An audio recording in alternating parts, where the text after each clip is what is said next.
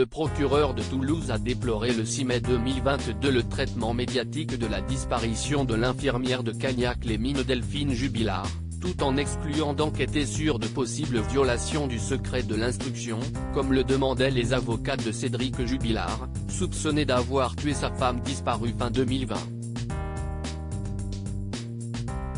Je souscris entièrement à la réprobation de ces conseils sur le traitement médiatique de cette affaire, dont tous les éléments se retrouvent constamment livrés dans les différents médias, écrit le procureur dans un communiqué. C'est une situation que je déplore, ajoute-t-il. Le procureur note, cependant, que la publication dans la presse du rapport sur les lunettes cassées de Delphine Jubilard, que citent notamment les avocats de Cédric, a eu lieu 2 semaines après que ce document a été versé au dossier, le 11 avril. À partir de cette date, il était accessible et consultable par les parties, lesquelles ont le droit de communiquer à son propos, indique-t-il. N'ayant pas de soupçons sur d'éventuelles violations du secret de l'instruction, il exclut de diligenter une enquête.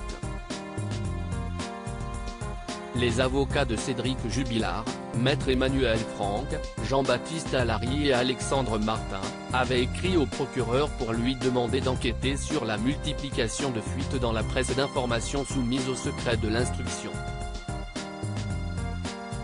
Je ne sais pas qui piétine le secret de l'instruction mais ces violations se multiplient, avait déclaré jeudi M. Allary à la.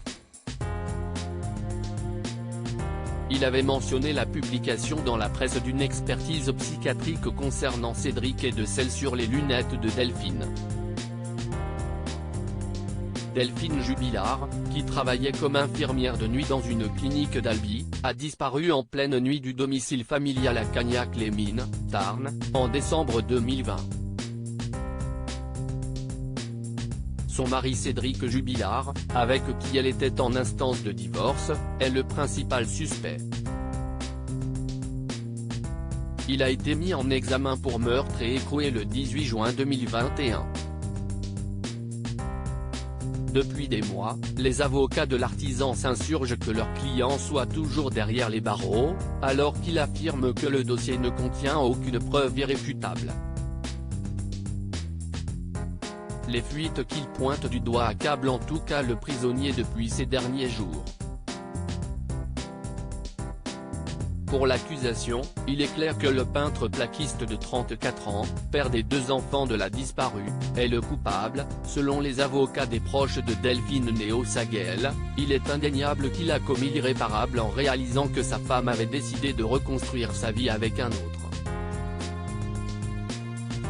Cédric Jubilard reste présumé innocent des faits qui lui sont reprochés jusqu'au jugement définitif de cette affaire.